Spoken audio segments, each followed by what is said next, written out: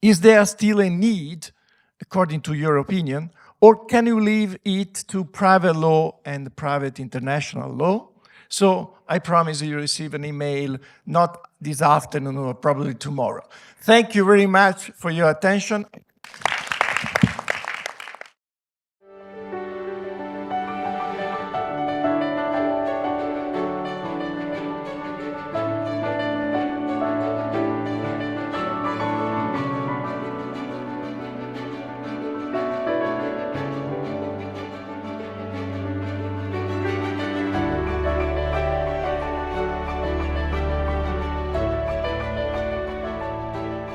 Professor Andrea Bracciali specializes in blockchain technologies and formal verification of cryptographic protocols at the University of Turin. His research focuses on distributed ledger technologies, technical and security aspects for digital currencies. Dr. Geoffrey Goodell is a lecturer at University College London who studies socio-technical systems in financial services. His research contributes to knowledge and policy at the intersection of finance, technology, and regulation. Professor Mauro Lombardi focuses on digital economics, technological innovation, artificial intelligence, and decision-making processes at the University of Florence. In March 2019, he co-founded the BABEL research group at the Department of Economics and Management. His work explores the technological foundations of digital currencies and their economic implications. Dr. César Pérez-Chirinos Sanz is a specialist in financial technology and digital payments at the Bank of Spain. His research examines the technological infrastructure required for central bank digital currencies and their integration with existing payment systems.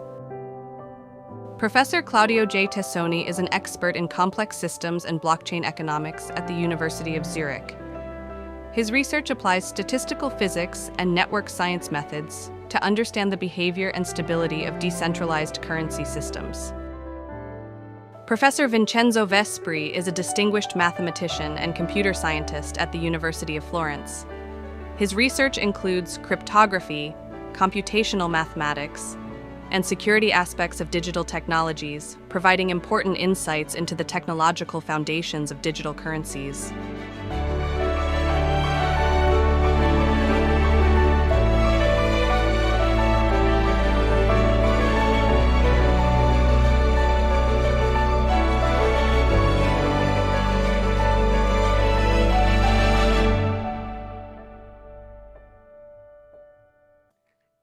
So the music is ended and we can start. First of all, I want to thank for the perfect organization, Rosa and Filippo, because they were great. And then I was absolutely lucky because all my guests are present. So we can do a real round table. So instead of giving a slot for each one, people can speak, and so could be a talk and discussion. So I try to do this. If we are not able to do, it's only my fault. It's not the fault of these people because I was organizing a trial before 2 days ago. It was perfect because they are absolutely great.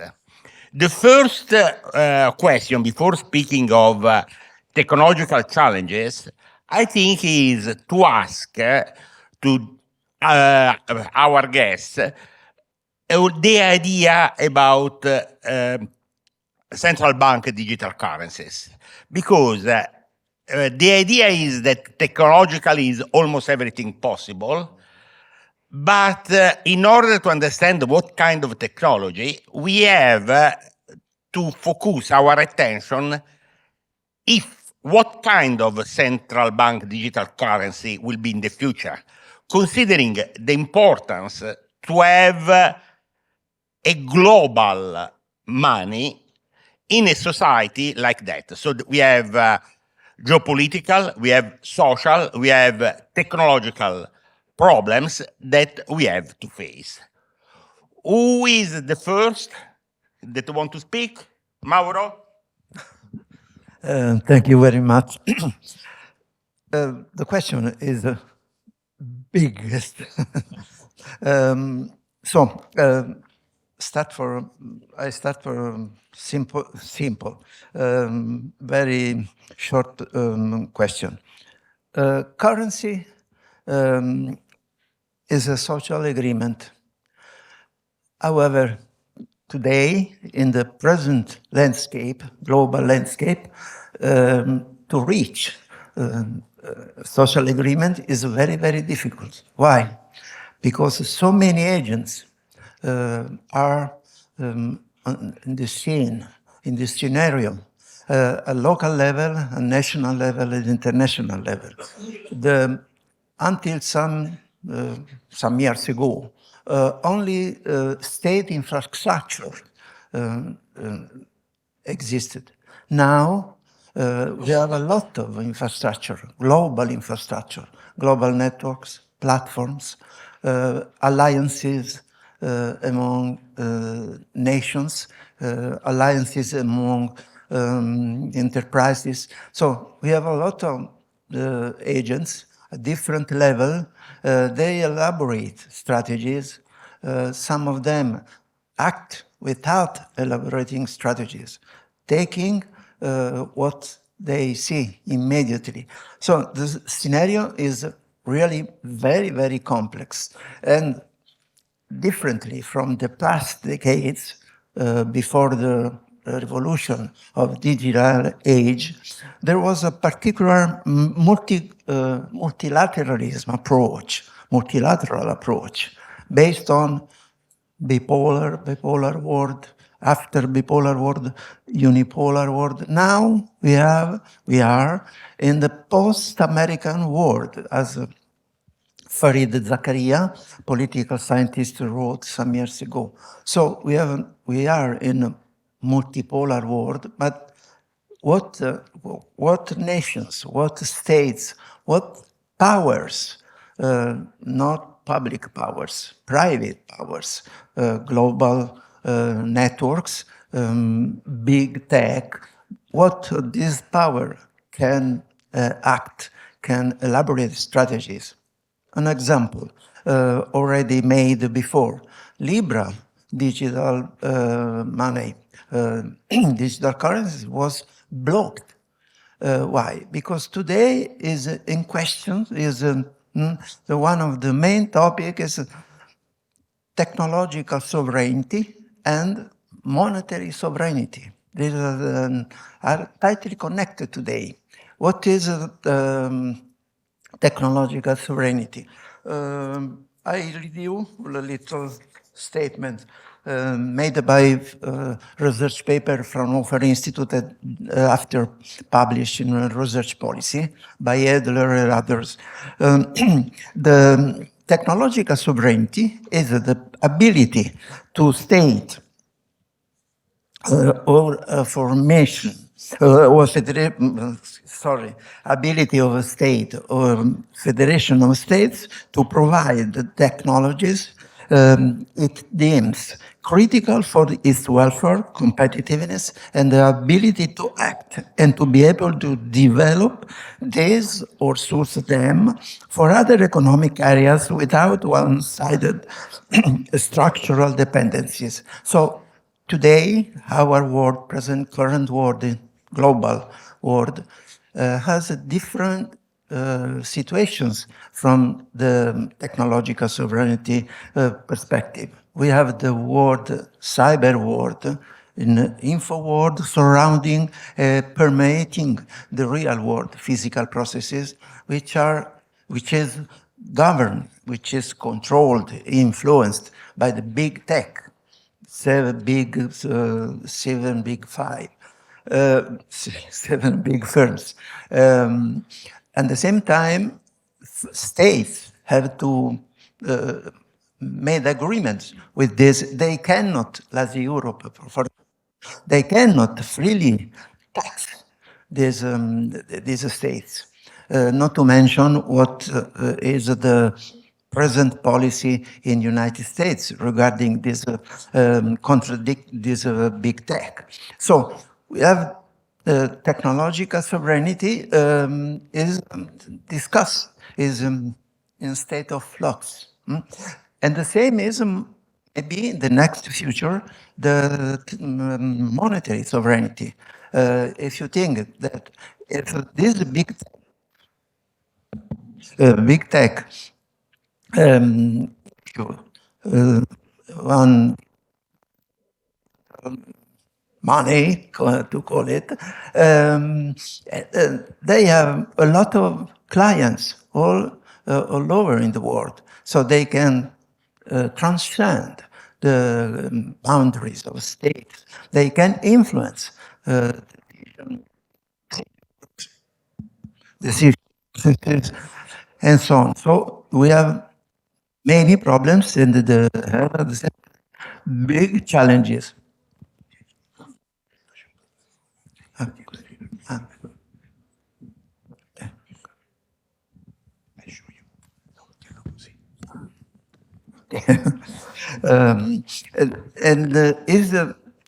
We need at the international level, in this present landscape full of wars, conflict, and so on, we have to create new multilateral agreements. This is one of the most important problems. Indeed, is a big challenges for the next years. Is fundamental to be conscious of this, to change elite, political elite. Joseph Nye, another political scientist, unfortunately died 3 days ago, wrote some years ago, the world lacks abysmal lack of leadership. There is some years ago, and now we are facing this incredible missing leadership, big confusions and big mess, as you can see every day. So, to conclude, monetary sovereignty, technological sovereignty are the big problems. They are tight linked, and they can be solved only if we, humanity, create new multilateral approach. Thank you. Oh, you? Okay. Thank you very much. First of all, I need to clarify, make a kind of disclaimer on my side, because even if I work at the Bank of Spain, and especially in the IT risk supervision, I'm here as chair of the Spanish Mirror Committee of ISO 307 Technical Committee developing blockchain standards. And it's a kind of audacity on my side, having accepted the invitation of Filippo and Rosa to talk to an audience of lawyers, economists, and very real experts on the regulation of the digital money and so on. So to me, it's an extraordinary opportunity to demystify some ideas that seems that everybody takes for granted. For example, most of the people believe that CDBCs will be deployed on top of distributed ledger technology, and this is not at all a requirement.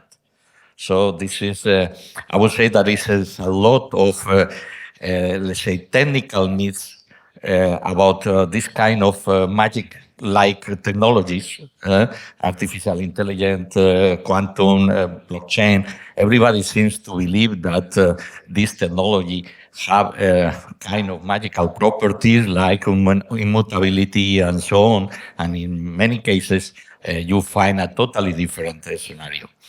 For example, talking about cybersecurity risk, we have the problem that we allow anonymous use of internet.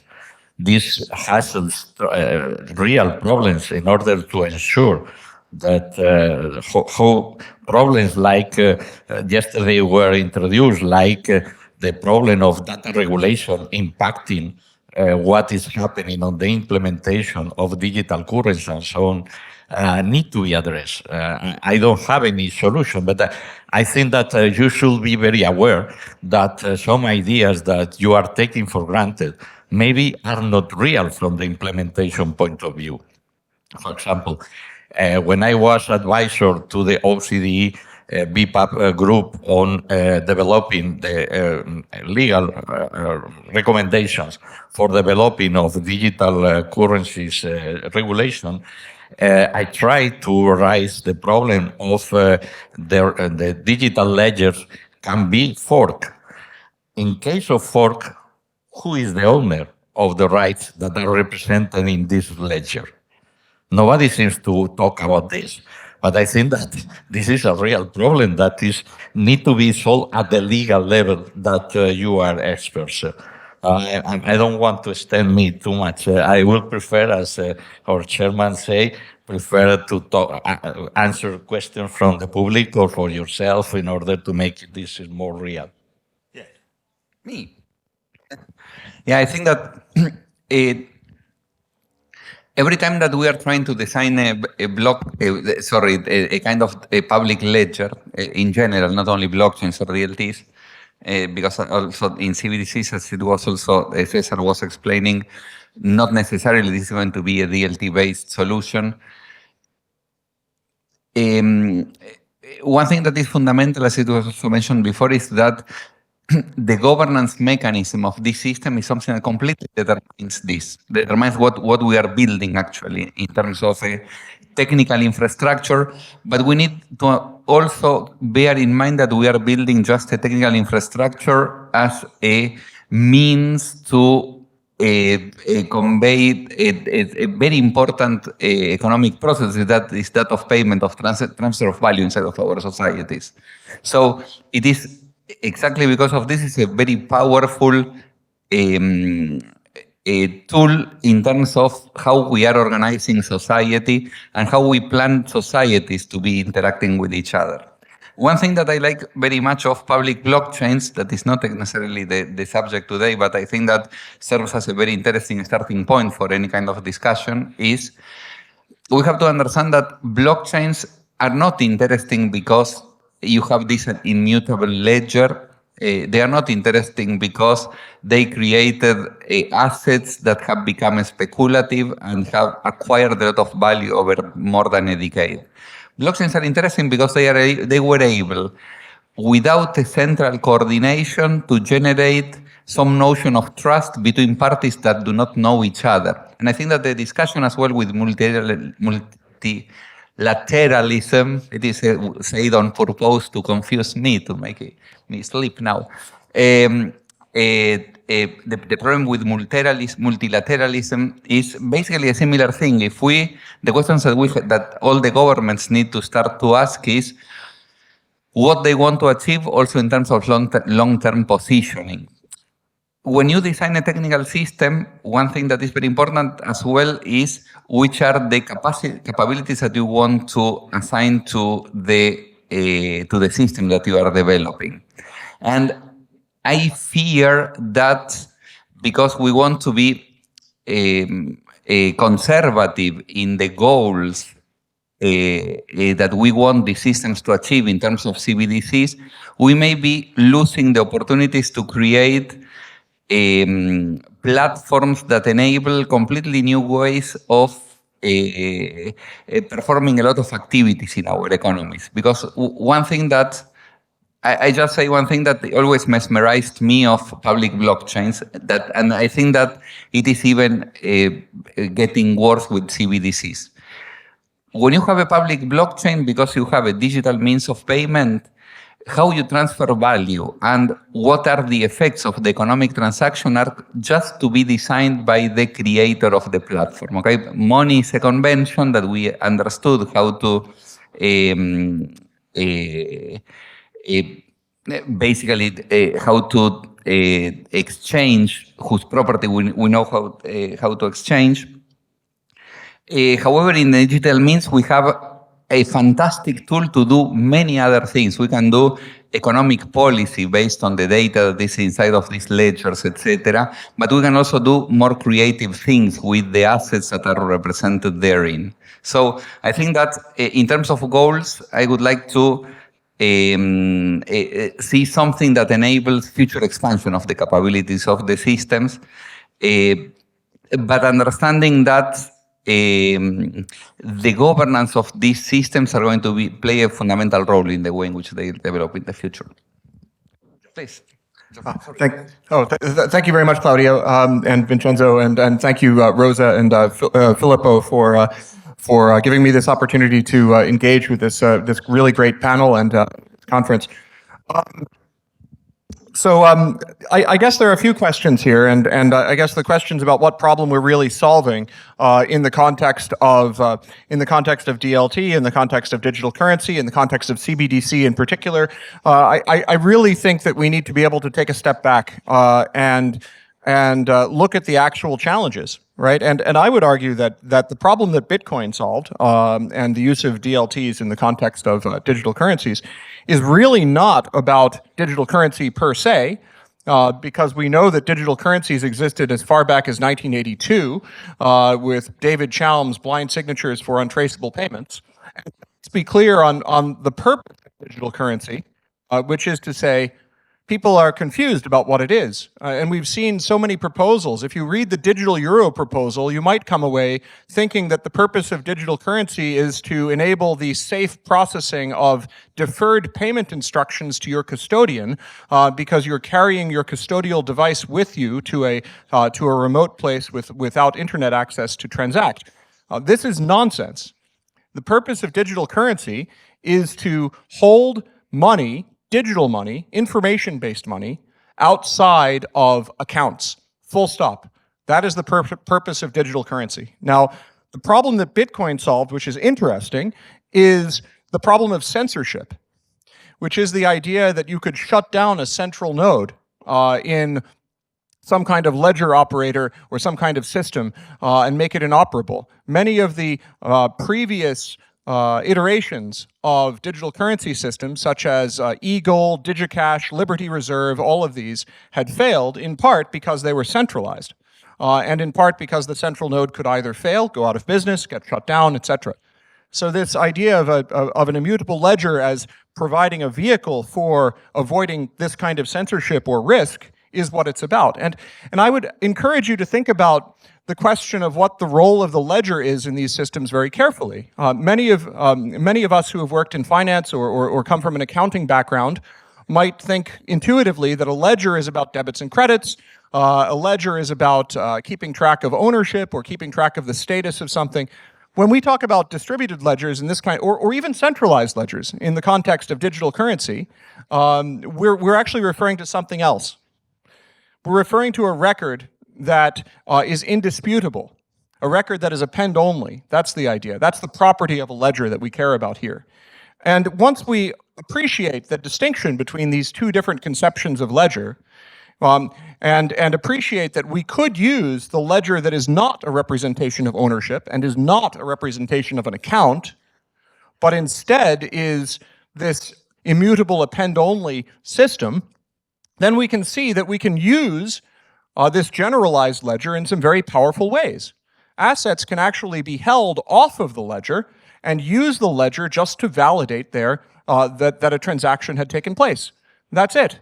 And in fact, the ledger doesn't need to know anything about the assets, it doesn't need to know anything about the counterparties, and it doesn't need to know anything about information that might be PII or GDPR, compliance risk, etc.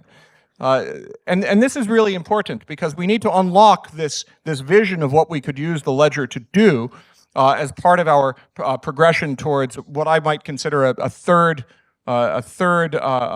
form of digital currency, which is to say a digital currency that is held outside of ledgers and is only using the ledger to transact and verify the correctness and authenticity of transactions.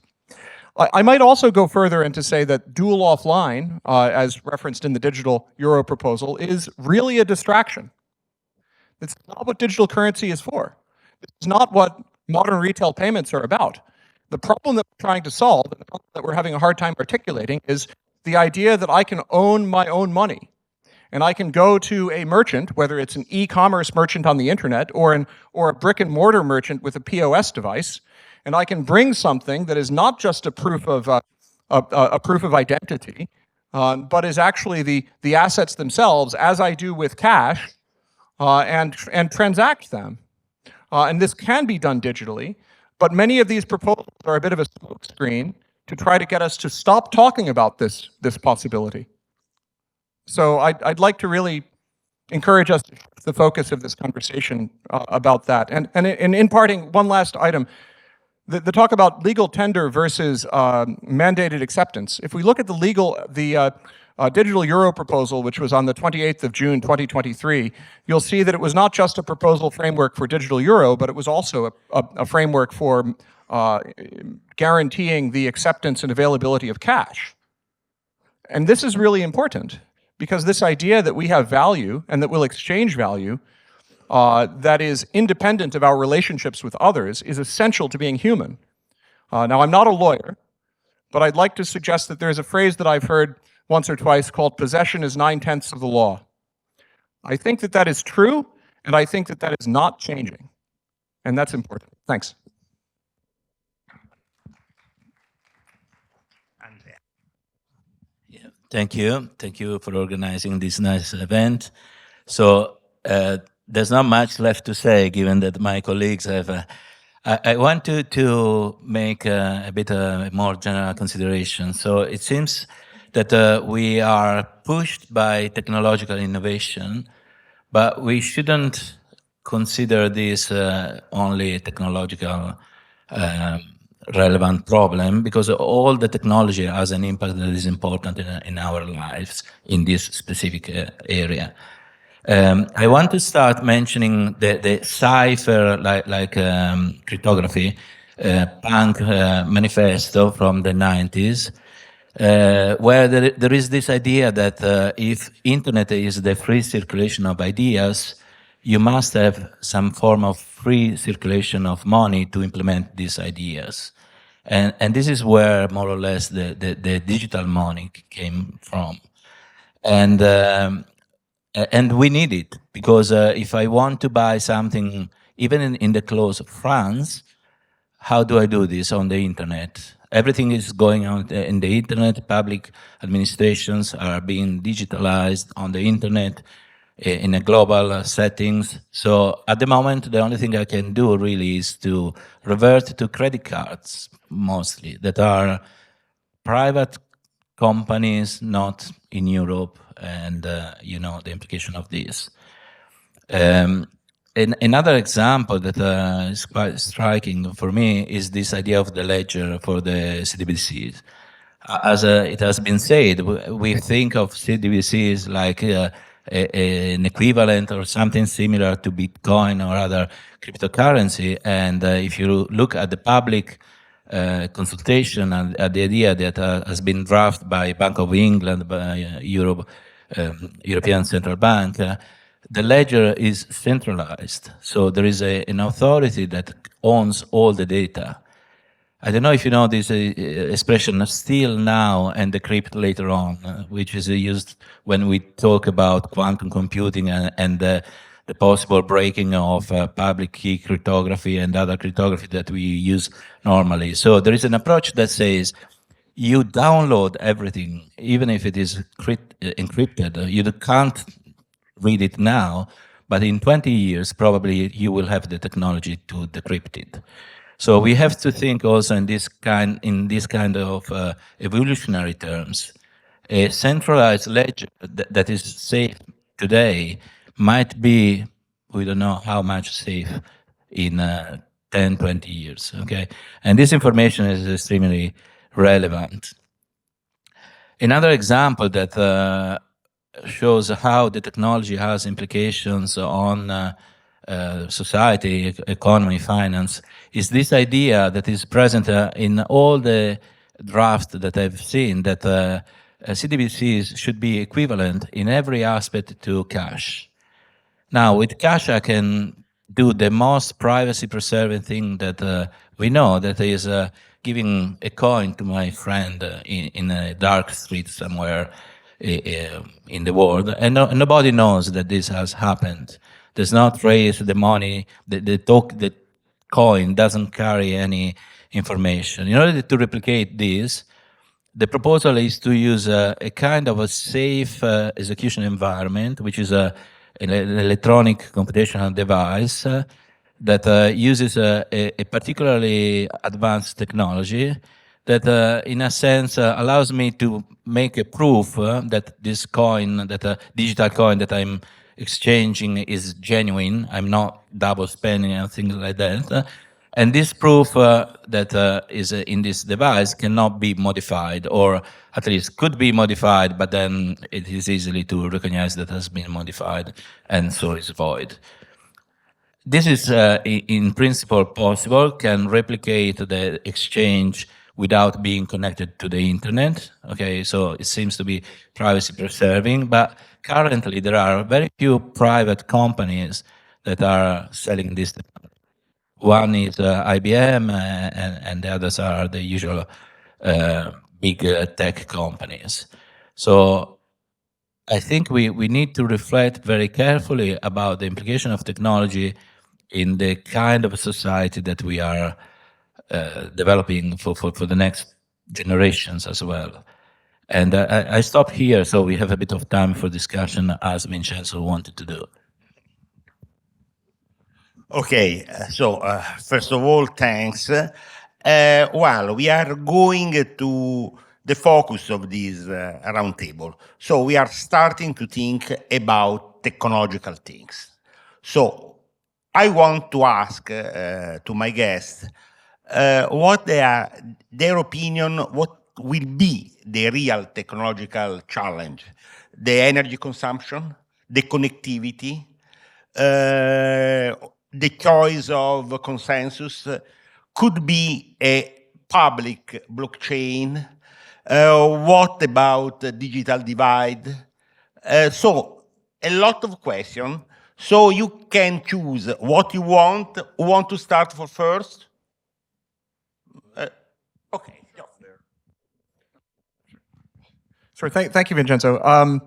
So I think it depends upon the design, of course, of what it is that we decide to build. And I know that Andrea mentioned trusted hardware as one proposed solution that we keep hearing about all the time. And we know that we keep hearing about it because there's a bit of a scramble to be king of the hill on the part of certain innovators and technology manufacturers, in the hopes that one day they can secure a certification from an authority or a trusted position in the market, or simply the fact that because, as Andrea mentioned, fabrication facilities are very expensive with high fixed costs.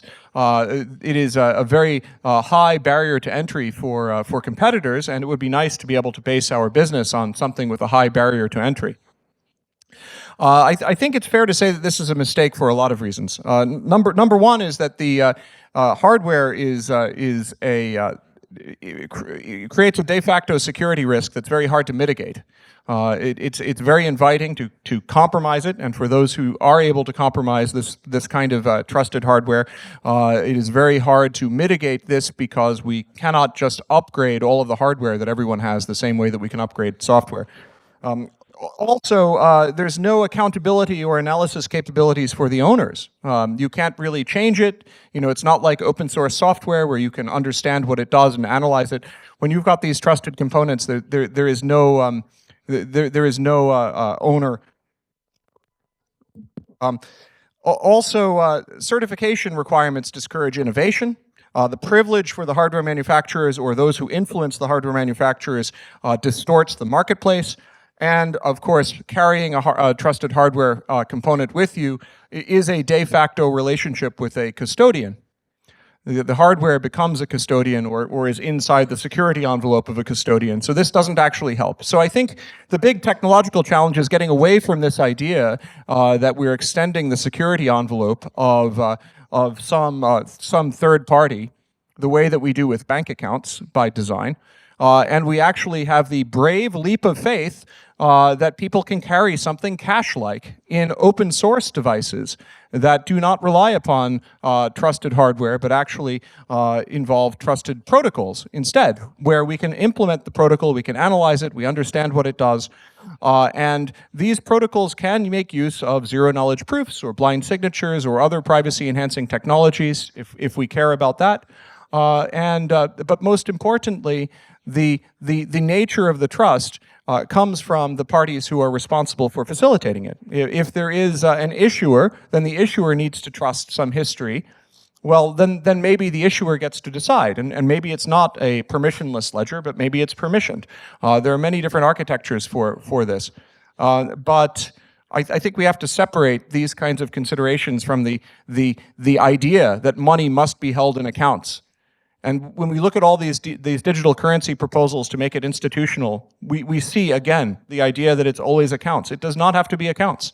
We need to focus on bearer instruments if we want to really appreciate what we can do. Thanks. Thank you very much. I think that I start from a different angle, actually.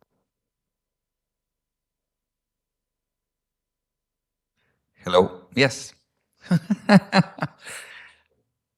I think that the other, going at the opposite end of what Geoffrey was saying, we need to look into who will be running the infrastructure, not at the level of which are the devices that we're going to be holding, which is the identities that we're going to be having in the system, but looking at it as an infrastructure problem is who will be actually running the infrastructure. In public blockchains, this was solved by basically saying anyone can do it, if they have enough computing resources and so on, and then the requirements changed over time. But I think that this is a fundamental question, and there is something funny. In public blockchains, the answer, what I always say to my students, one thing, the nicest thing about public blockchains is that they solved two problems. Why should I run a software to verify transactions? And also, how am I generating the assets that the people is exchanging inside of these systems by the same design principle? Those that run the infrastructure, also those that are also generating the assets that are being exchanged, because this is the reward that they receive. And this is why cryptocurrencies appear. Here, we do not have that deluge that you have in public blockchains. But still the question appears there. Why are these entities running the infrastructure, and how do we ensure that this infrastructure is retained in the long run? Because it is not an infrastructure that can just disappear after a few years, for example, of running, or we need to have a proper process of onboarding and churning out a specific technology providers there, node providers. On the other side, there is something that is fundamental, and I like very much the example of what we can do with physical money, which is you can exchange it anywhere in a private environment, but also this means something very clear, which is you can also exchange one kind of currency for other in a completely transparent manner. I give you some banknotes in one unit, you give me some others. And actually, translated here into the digital realm, the question of interoperability becomes also fundamental. How are we going to interoperate? Because I don't think that we want that for each different unit of account, we have separate infrastructure and we have separate ways of facilitating the payment. So there has to be, that's why standards perhaps is something that should be clearly identified on how these CBDCs are going to be working. And that being said, I would also like to wonder once again, or bring into the table, even if it is not in any kind of roadmap, a question that we should try to start thinking, not perhaps this year, but in the mid-term, is whether we do not want that also public blockchains are part of the infrastructure that run as well these payment systems at some point in time, because they have been shown to be very resilient. And able to survive, to evolve into ways that have been increasing even their own level of adoptions, and actually people has been naturally using them, not perhaps here in Western Europe, not perhaps in North America, but in many other areas of the world, in the global south, they have been using because they are actually solving a lot of practical issues for people here. Exactly like mobile money has been solving a critical issue of payments in Africa 20, 15 years ago and has been solidly used. I think that in this case, we have a similar opportunity that perhaps can be leveraged in the future. Okay, thank you. I think that they are already introduced very well the context of these platforms that you need to implement any central bank digital currency or any similar financial tool.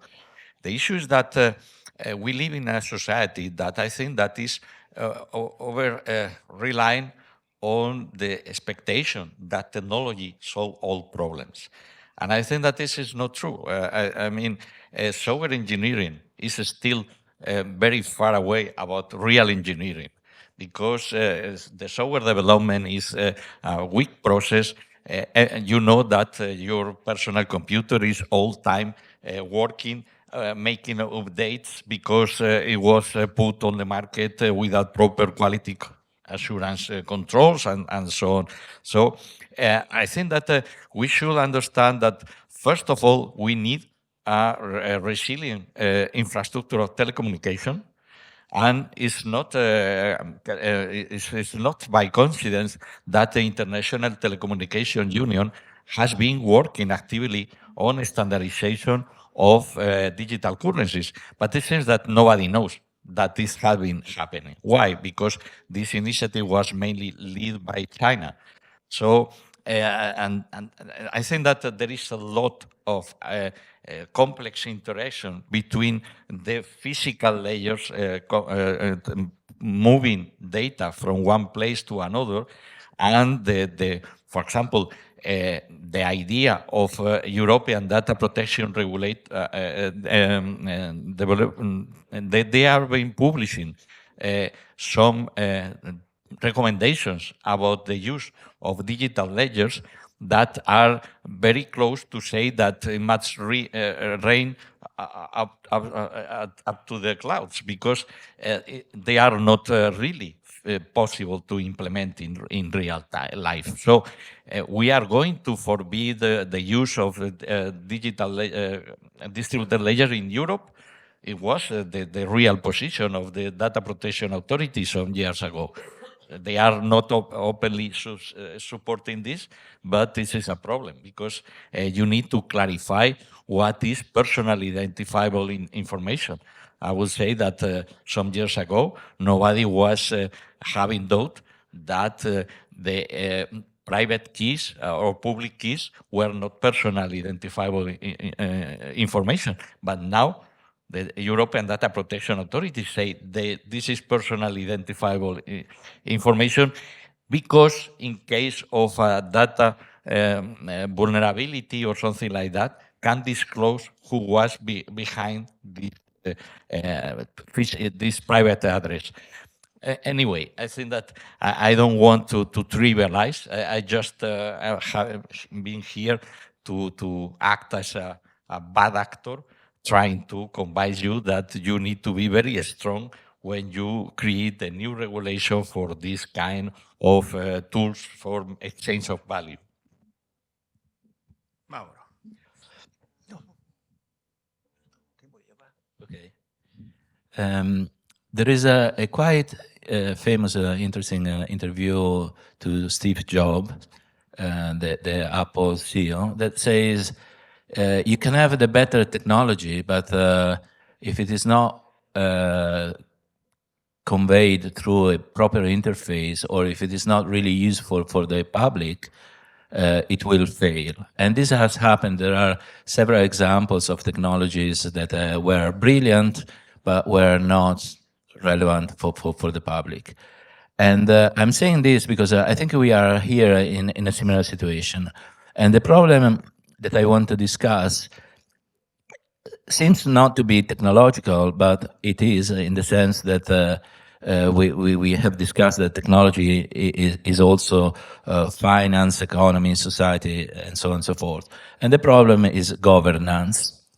So we are discussing a lot of the better technology and so on and so forth, but it is not clear to me, and perhaps I would be very interested in knowing everyone's opinion here in this room, what is the channel to meet the two worlds, so the regulator and the technology.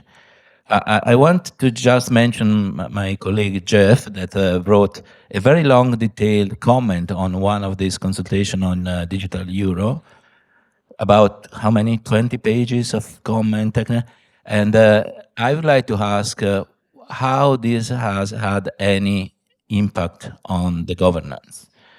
So this meeting has any chance, and through which channels, to make a positive, effective influence? Because the CDBC are going on. Previously, we mentioned the fact that we are being told about safe execution environment over and over. There have been a lot of concerned comments about this. And still, the general structure is quite monolithic and I suppose not very easily changeable. And this is, I don't know if the CDBC will happen ever or not.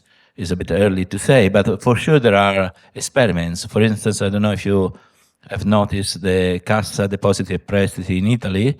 They have done a transaction between wholesale banks. They were selling bonds paid in basically in the digital euro. They were a liability to the European Central Bank. That was part of the experiment. This is public. If you search the CDBC Cassa Depositi e Prestiti website, you can find more information about this. So the things are going on. There are experiments on a specific kind of approach. And again, what can we say about governance of this very relevant process? I focus in answering your question, 3 points. The essence of my discourse is the fundamental importance of blockchain. I try to explain. We live in a world in which many types of agents act, elaborate strategies, I told before. So we have at the same time top-down strategies and bottom-up strategies. Blockchain is a fundamental for the development, for the unfolding of bottom-up processes, giving autonomy through decentralization, giving the possibility to open new, to discover, to open new space, knowledge spaces, without being conditioned by top-down strategies, interacting with other type of strategies. So blockchain is really very, very important. It's not a panacea, doesn't exist panacea. However, is a very important instrument. I take it up again at the end of this little disc. First of all, this is important, fundamental. First of all, if you think the trilemma of present landscape for monetary sovereignty. Trilemma is a question anticipated the speech before, 3 speeches ago. Trilemma is 3 aspects which are that are incompatible. It's impossible to pursue and to obtain 3 elements. Individuals versus states, citizens versus states. Citizens want want to control over their lives. They want autonomy. At the same time, they want decentralized decision-making processes. The state, they are fearing so much intervention of the state, controlling through information their life, their behavior, and so on. This is the dialectic processes is one point of the trilemma. The other trilemma is citizens versus platforms. Why? Because citizens are jealous of their autonomy, of their behavior. They give source to traces of their behavior. The platforms gather information, they are able to influence their decision making. Maybe you heard about the experiment made by Google some years ago. This was published on Nature. They convinced 300,000 people to consume particular product, invented product. There was a big debate at international level about this, but this explains the possibility of influence, the behavior in consumption, in political, and so on. So at the same time, consumers, citizens, agents want to benefit from the services, digital services. So this is contradictions, is a particular element, of important element. Parenthesis. I know 7 techniques, many other scholars, and I am not alone, 7 techniques through which is possible to condition the behavior, any type of behavior of individuals and collectivities. Third point, third trilemma is states versus platforms. Platforms have sovereignty of data, about data, on data, because they gather this data, they can use them.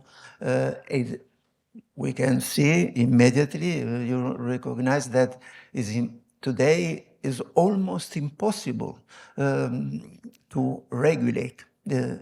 Europe was the first group of states able to introduce regulation that has been criticized to feeble and so on. So this is a trilemma.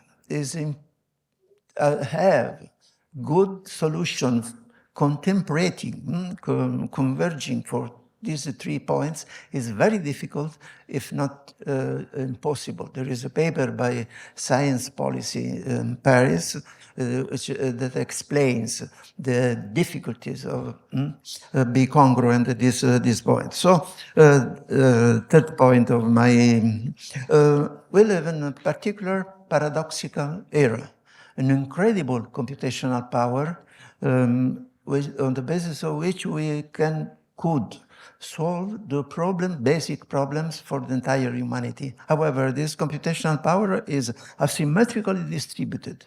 This is a big problem. How we can act in order to, is important to act in order to, for me, for other scholars, is first the use of blockchain, the widespread use of blockchain. The second point is the point emphasized, stressed by Esmoglu, Johnson, and other scholars, 2 Nobel Prize winner in economics, power and progress. The point is redirect technical progress. Redirect not based on, centered on substitution of jobs, of work of humans. Not substitution of humans, complement humans. This should be the new imperative. This is a big, very interesting debate about the possibility. You mean it's quite difficult to convince big tech to transform the trajectory. However, the last conclusion about this, uses of blockchain, generalized use of blockchain, and redirect technical progress have an implication to overcome the digital divide. Digital divide that now in this era is different from the digital divide when the printing was invented, the language and so on, is much, much more complicated. So should be at the center of the future strategies, long-term strategies to focus on this. Thank you. Thanks. Well, as we are in a round table, if there are some questions, short questions from the public, I will appreciate. Otherwise, I have a lot of questions to do to the other 5 people, so no problem about. If you want to make some question, we are ready. No questions. Yes. Please, come here.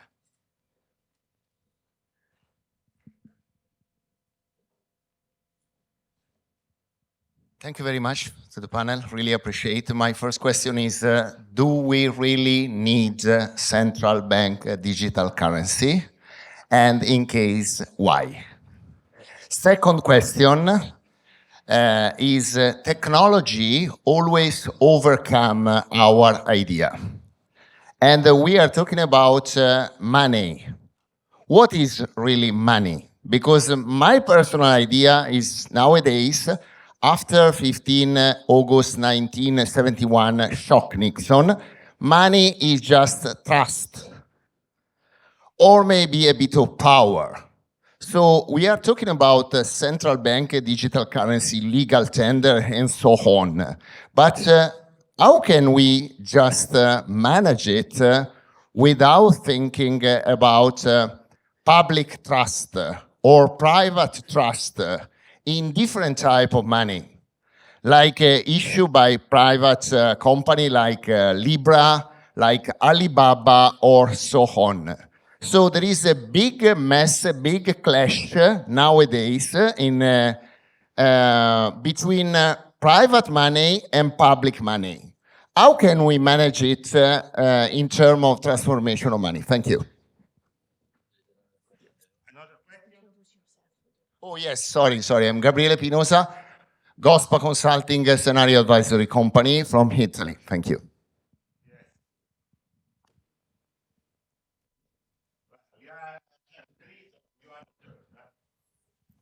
Hi,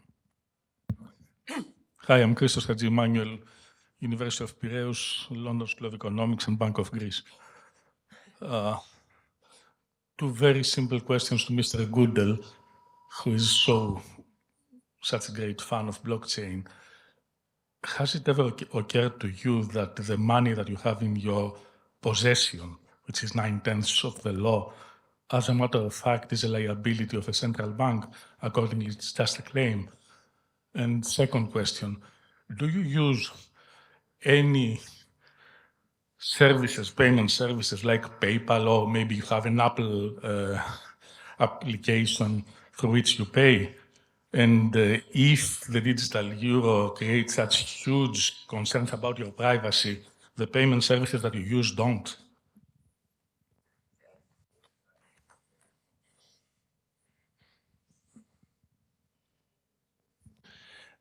My question also goes in the direction of Geoffrey.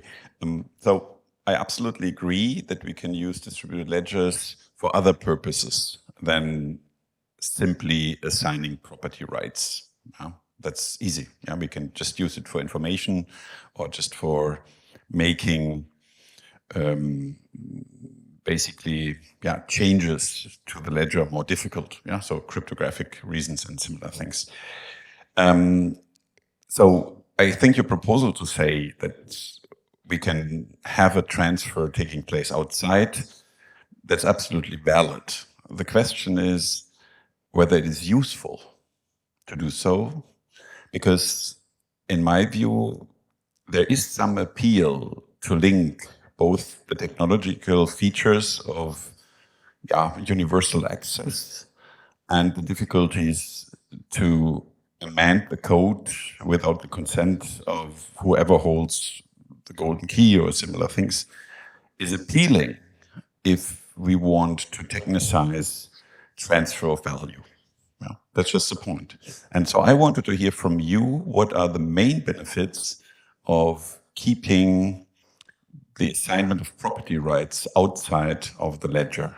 So what is the benefit of that? Because what you will get, you have the transaction already outside of the ledger from a legal perspective.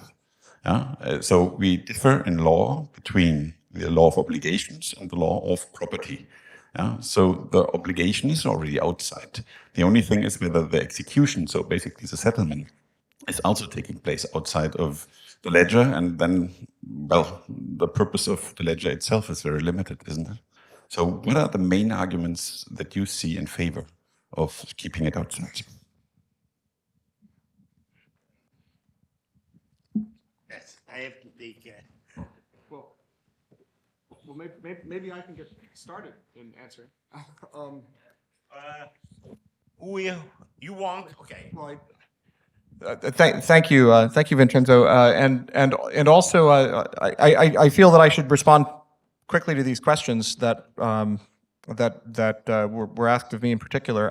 I guess first, just taking Dirk's question first, I think the idea of assigning property rights as distinct from outside of a ledger. Actually, I'm mostly interested in the ledger for digital money, not property. And I want to draw a distinction here because the ownership of money, like the ownership of cash, and I feel that I always have to reach into my pocket to pull out some cash. The fact that I own this is the fact that I possess it. Full stop. That's really important. Okay, this is different than, say, the right to, real estate that I might own, right? The right to real estate that I might own is just something that has to be adjudicated in a juridical context that indexes my identity and the intentions of who sold it to me and my identity and so on. These are very different kinds of use cases that I'm referring to. I'm not talking about land registries here. I'm talking specifically about the idea of transferring digital cash and the need for cash. We need to have assets that are directly possessed and controlled by individuals. It is human nature, I will assert, to actually have possession and control of assets. And just as we can possess and control physical assets, we can also possess and control digital assets. And as we move to the digital economy, we will need to have digital assets that we can possess and control in order to fill that gap. So the answer to the question, do we need a central bank digital currency, is yes, ultimately, in the end, if we expect that central banks will have a role in facilitating this kind of exchange of assets that are directly possessed and controlled. And the reason that this is needed is that we have a digital economy now, and people are making transactions using, say, payment services, which, by the way, I don't use, and I am. So, is it too far, too close? Oh, I see. Apologies. And yes, these payment services are increasingly used to conduct transactions, both at the point of sale. In brick and mortar shops that only take cards, which are very common in England, where I live, but it's also e-commerce and the rise of the expectation that people can conduct transactions over the internet to buy everyday things like rail tickets and pay taxes. So this is actually a really big deal that we need to have some kind of instrument that we can possess and control. It does not need to be a CBDC, but of course, if we believe in central banks and central banks' control of the money, which I think many of us in this room do, then we will expect that ultimately central banks will have a role in issuing money that is directly possessed and controlled. Now, this question about public and private trust. Not everyone trusts a third party to process their transactions. And third parties have this interesting role in digital transactions because it has been proven that you cannot have a fair exchange without a trusted third party. That's not possible. So two people go into a desert and they're completely cut off from any internet access or any third parties at all. And they come out of the desert, and it does not matter whether one of them gave the other party money or not. The person who was supposed to have paid will claim that he did, and the person who is supposed to have been paid will claim that he didn't, and will always have a dispute. Hence, it has been shown that it is not possible to have fair exchange without a trusted third party. Now, we know that in the world of bank accounts and interbank payments, banks have been custodians. They have played the role of this third party. And this role has been conflated with the role of custody for banking. This is not banking. Banking is about taking deposits and making risky investments. And the money creation process is about enabling people who have money sitting on the sidelines to put it to work and to perhaps get some of the proceeds from the risk taken to invest in risky things. This is not the same. This is banking, and it's not the same as payments. Payments are about telecommunications. And this is really important to understand. Because when we talk about exchanging value this way, that third party does not need to be a custodian. The third party might just witness a transaction. In fact, a third party might just witness a commitment that has zero knowledge about the counterparties or the assets being transacted. And when we talk about what goes onto a ledger, I think that's what I would expect it to be. And it can be aggregated. And there are distributed ledgers that are emerging that do this kind of aggregation. Lightning Network does it in the context of Bitcoin, tries to aggregate these transactions up. Arbitrum is a network that also does this. It's rolled up. And the property that we want, to answer Claudio's question from before, is we want to have the property of zero marginal cost in the core for a transaction. And that's a property, by the way, that we have in the internet. And if we look at the history of the internet, the reason that the internet works and did not fail is precisely because the core tier 1 internet carriers do not bear any marginal cost at all for me sending a packet from one end of the earth to the other. Zero. It's not close to zero, it is zero. There is no scarcity. It's just provisioning. There is no extra cost in terms of computation or electricity. It is zero. And this is really important because if we want to build a scalable payments architecture, it would have the same features. And of course, modern cryptocurrency systems using permissionless ledgers do not have this feature, but we can build systems that do. And in fact, building systems like this is not foreign to the financial services industry. We have examples of MiFID in Europe or NMS in the US, our securities trading platforms that are decentralized systems. They're governed by regulators, but they are operated entirely by private sector actors. And we can build a system very much like that, and we know that this kind of system can succeed. Thanks. Actually, in India, it works pretty much like this, the payment system that they have now that is digital. Absolutely, I agree with you, I think, but this is a fundamental thing that we need to bear in mind when we are thinking. I think that I wanted to answer the question related to whether we need CBDCs or not.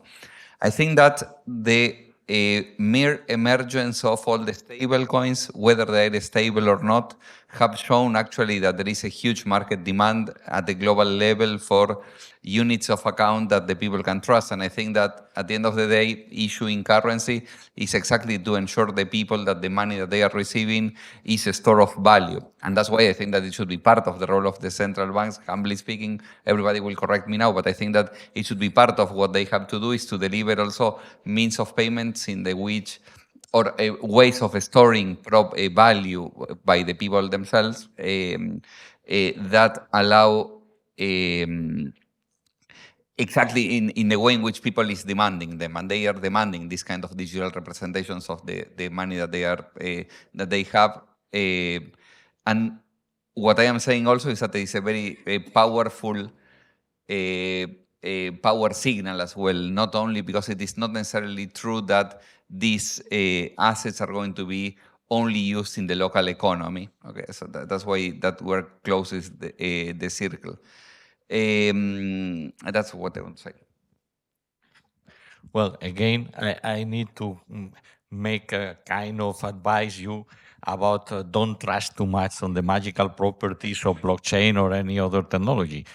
For example, I don't remember have seen ever any reference about the need for real smart contracts that is supposed that is part of the properties of at least Ethereum network that requires oracles, not the database company, but a technology tool to connect to real world. For example, in the world of international transport shipping, this has been a real problem because you need to trust the connection between, let's say, a GPS sensor with the network in order to ensure that a good has arrived to the destination port and so on. So it's very, very different to understand these technologies that are, let's say, put in the same bag as requiring, for example, again, I need to stress again, a central bank digital currencies doesn't need at all to be used smart contracts. In fact, the draft of regulation of the digital euro say digital euro is not programmable. Full stop. There is no need to have a programmable money in order to be money created by the central bank. It's an interesting feature, but shouldn't make your regulation more complicated than this. So the idea is that you need to provide a basic exchange payment tool, as Geoff has explaining, and on top of this, allow private companies to say, okay, I'm going to make this additional functionality, but if you introduce additional technological risk because you need to connect the digital ledger with external world, somebody need to be responsible about the information that this convey from the sensors to the ledger, for example.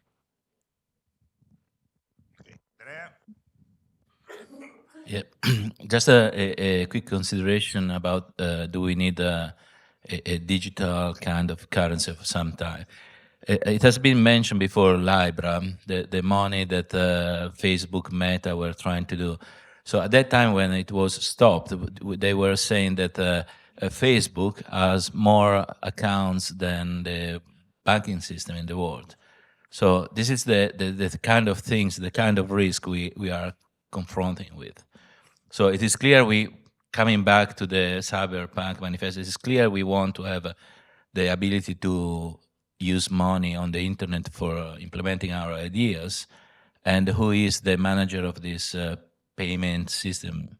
So we have to choose between Facebook, private companies like Visa, MasterCard. I mean, in the same way as Elon can switch Starlink off, they can decide that for some geopolitical future. So it's a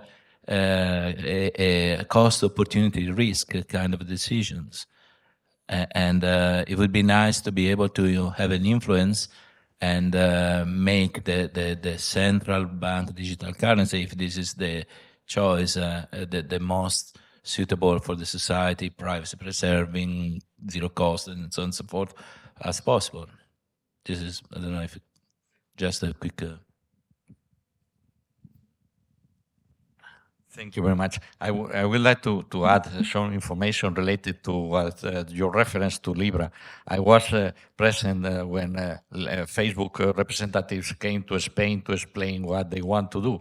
And well, it looked initially like a kind of technological craziness until I asked about the impact of the Libra reserve on foreign exchange markets.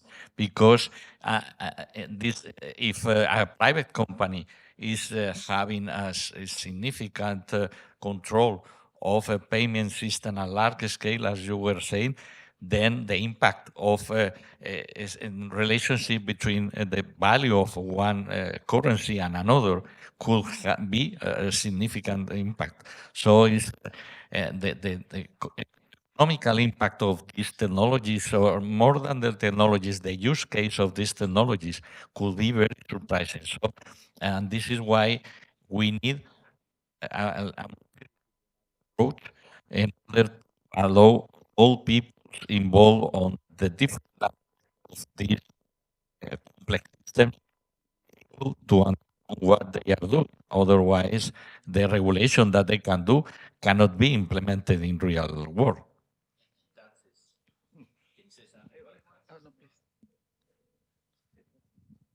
And then I go. An extreme statement, very synthetic. To paraphrase a common sentence, money is power. Money plus information is enormously augmented power.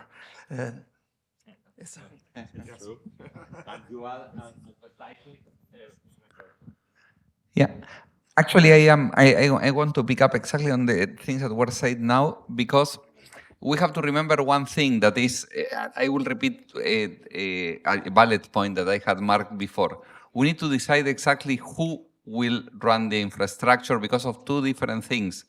On the one side, even if we agree that the payment should be frictionless, this is exactly what money is about, or a change of property should be frictionless, just to better say it. We need to understand that if, for example, who runs the infrastructure? Is it just private banks, for example? Is it just the central bank? We have to remember that usually, because economy is a complex system, we have a very heterogeneous degree of power of the entities.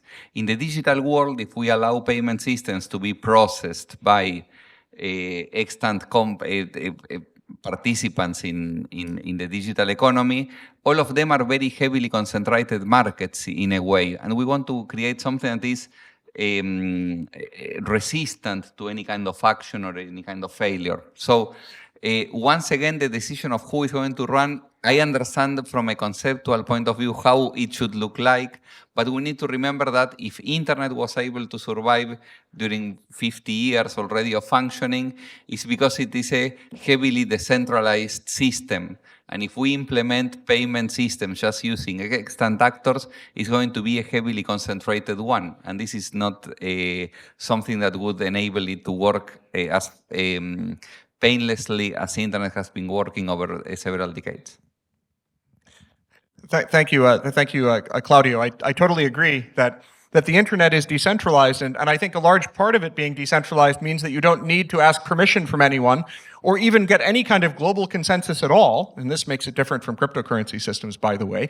And I think sometimes people forget, cryptocurrency systems are actually not decentralized, and research has shown this. But the internet is decentralized, and it's decentralized because, and there are parts of the internet that are more decentralized than others. You can talk about DNS. You can talk about the de facto requirements that you satisfy, that you get certificates from someone in SSL and so on. But the reason that the internet succeeded was because in order to connect, you can just establish a connection at the edge, and you can connect, and you can hook it up to an existing the existing internet-speaking routers, and you're done. And that's really great, because you can do this without having to engage with the powers that be. Now, this goes back to Yeah, and telecoms companies, right? And by the way, early proposals for the internet, I think AT&T and France Telecom and others had proposed solutions that did not have this property, and those solutions failed. I think we have to go to, and Andrea had raised a point about accounts, right? And accounts, I think you have to understand, you can't have accounts without accountability. And when you have an account, there is always an account provider and an account holder.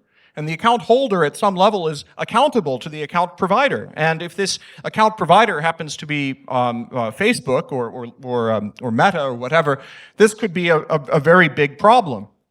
So really the solution is not about trying to find a better kind of account, right? I mean, Thomas Hobbes, I suppose, had this idea that you could have this Leviathan and everyone is accountable to this Leviathan. But the problem is that even that kind of model, as Bertrand Russell had said, is not really scalable. It's not global. Not everyone will trust the Leviathan equally. You can't get these kinds of relationships and to work. So ultimately, we need to be able to have this kind of power, money being power, separated from identity and separated from this idea that it has to be accountable to a second party.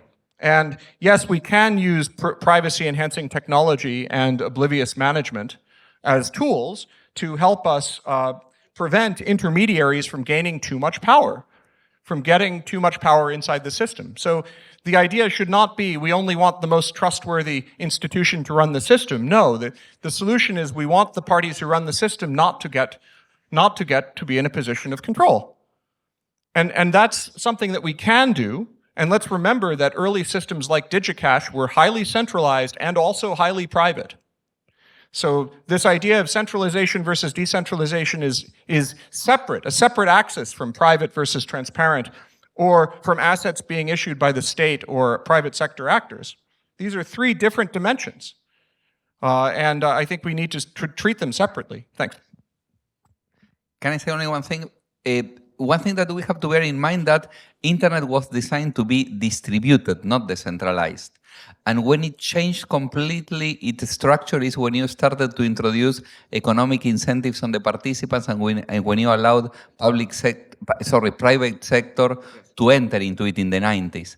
And it completely changed the network topology and it created actually a heavily heterogeneous distribution of the importance of the node. So as I said, it is a very difficult question to address, but I agree with you on that. And exactly what you say was possible because of the technical standards. Correct, exactly. Yes. Exactly. This idea of economical incentive is very interesting because we have to also to consider, on the other hand, that all the adventure of open source software and enterprise has the big issue of how to make it sustainable. So something that is free is not necessarily sustainable long term. And this could be a big problem in general. Yes, we have now 1 minute and a half, so a lot of time. So a very telegraphic question. What is the time to have finally a real central bank digital currency, in your opinion? Please, very telegraphic. In Europe? In your opinion. Couple of years. 5 years, I think. That you see that in general, and can I say one in one sentence? It's also because you have to understand that for existing banks, as we were also discussing before, there are very little incentives also to modify, to challenge the state of affairs. So it's a very difficult question to me. I just say technically it's possible to build it in a couple of years or 5 years, but politically it's going to be very hard because getting people to realize that digital money does not imply accounts is going to be a really hard hurdle because the business propositions are all predicated right now on having accounts and custodians be the alpha and the omega of money. And until we can get away from that idea that digital implies accounts, we will not be able to have a CBDC. So my guess is probably 15 years or more. Sorry, I was not telling 2 years for people really adopting a digital euro. Is to have it on the market. If nobody wants to use it, is another issue. I will tell you the exact date in October.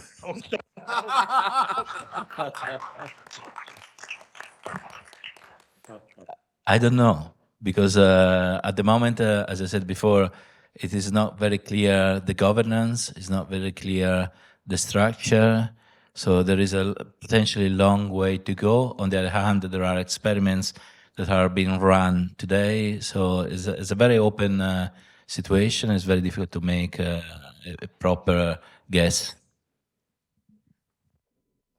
Okay, so in perfect time, please, a clap to the moderator.